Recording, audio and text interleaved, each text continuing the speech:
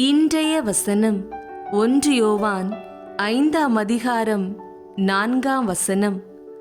தேவனால் பிறப்பதெல்லாம் உலகத்தை ஜெயிக்கும். நம்முடைய விசுவாசமே உலகத்தை ஜெயிக்கிற ஜெயம். அன்பிற்குரியவர்களே, இன்று ஒருவித தோல்வி பயத்தோடு மாணவர்கள் பரீட்சைக்கு ஆயத்தமாகலாம், வாலிபர்கள் நேர்முக தேர்வுக்கு ஆயத்தமாகலாம், காவல்துறை வேலைக்கோ இராணுவத்துறை வேலைக்கோ பயிற்சிகளை மேற்கொள்ளலாம், பிற நாடுகளுக்கு கடந்து செல்ல வேண்டும் என்று முயற்சிக்கலாம். கலங்காதிருங்கள், பயப்படாதிருங்கள். ஜெயம் கர்த்தரால் வரும். நீங்கள் நிச்சயமாக வெற்றி பெறுவீர்கள். நீங்கள் ஜெயிக்க பிறந்தவர்கள். குடும்ப காரியங்களிலும், வேலை காரியங்களிலும், தொழில் காரியங்களிலும், மற்ற எல்லா காரியத்திலும் எதுவாக இருந்தாலும் நீங்கள் ஜெயிக்க பிறந்தவர்கள். ஆகையால் மரணமே உன் கூறு எங்கே, பாதாளமே உன் ஜெயம் எங்கே என்று உங்களுக்கு எதிரான வல்லமைகளை பார்த்து பேசி கடிந்து கொள்ளுங்கள்.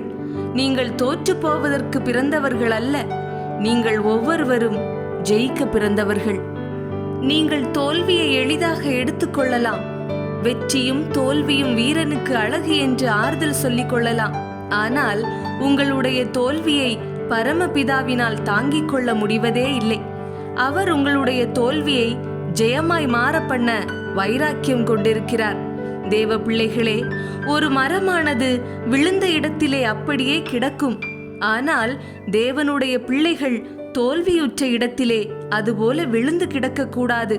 தோல்வியின் காரணங்களை கண்டுபிடித்து கர்த்தருடைய ஒத்தாசையை கொண்டு ஜெயத்தை சுதந்தரித்துக் கொள்ளும்படி எழுந்து கொள்ள வேண்டும்.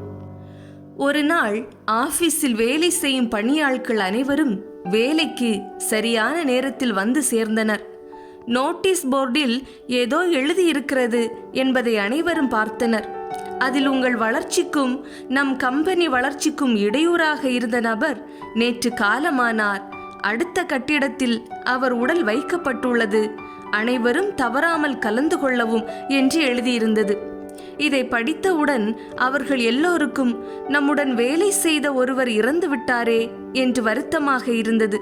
பிறகு நம் வளர்ச்சிக்கு தடையாக இருந்த நபர் யாராக இருக்கும் என்று அவர்களுக்கு ஆர்வம் ஏற்பட்டது. அனைவரும் அடுத்த கட்டிடத்திற்கு சென்றனர். சவப்பெட்டி வைத்திருக்கும் இடத்தை நோக்கி ஒருவர் பின் ஒருவராக செல்ல ஆரம்பித்தனர். சவப்பெட்டியை நெருங்க நெருங்க நம் வளர்ச்சிக்கு தடையாக இருந்தவன் யாராக இருக்கும்? நல்ல வேளை அவன் இறந்து விட்டான் என்று நினைத்தபடியே முன்னோக்கி சென்றனர். சவப்பெட்டியினுள் எட்டி பார்த்தவர்களுக்கு தூக்கி வாரி போட்டது. அதில் ஒரு முகம் பார்க்கும் கண்ணாடி மட்டுமே இருந்தது. சவப்பெட்டியினுள் யார் எல்லாம் பார்க்கிறார்களோ அவர்கள் முகமே அதில் தெரிந்தது. கண்ணாடி அருகில் ஒரு வாசகம் எழுதியிருந்தது. உங்கள் வளர்ச்சிக்கு நீங்கள் மட்டுமே காரணம். நீங்கள் வளர வேண்டுமென்றால் அது உங்கள் கையில் மட்டுமே உள்ளது. உங்கள் வளர்ச்சியை உங்களை தவிர வேறு யாராலும் தடுத்து நிறுத்த முடியாது என்றிருந்தது. என் அன்பு சகோதரமே, உங்கள் வாழ்க்கையை உங்கள் முதலாளியால் மாற்ற முடியாது, உங்கள் நண்பர்களால் மாற்ற முடியாது. நீங்கள் நினைத்தால் மட்டுமே உங்கள் வாழ்வை மாற்ற முடியும். கர்த்தர் மேல் நம்பிக்கை வைத்து உங்கள் வேலையை செய்ய ஆரம்பியுங்கள். நிச்சயமாக வெற்றி பெறுவீர்கள். மிகுந்த வளர்ச்சியை காண்பீர்கள். ஜெபம். தகப்பனே, தேவனால் பிறப்பதெல்லாம் உலகத்தை ஜெயிக்கும் என்றீரே. இதோ அளவு கடந்த நம்பிக்கையோடு முன்பு வந்து நிற்கின்றோம். எங்கள் தொழில் காரியங்களிலும் குடும்ப காரியங்களிலும் நாங்கள் சந்தித்த தோல்விகள் போதும் இறைவா. இனிமேல் எங்களுக்கு எல்லாம் வெற்றியாகத்தான் முடியும். நீர் எங்களுக்கு ஜெயத்தை தருவீர் என்று முழு மனதோடு நம்புகிறோம். இயேசு கிறிஸ்துவின் இனிய நாமத்திலே ஜெபிக்கிறோம் எங்கள் நல்ல தந்தையே.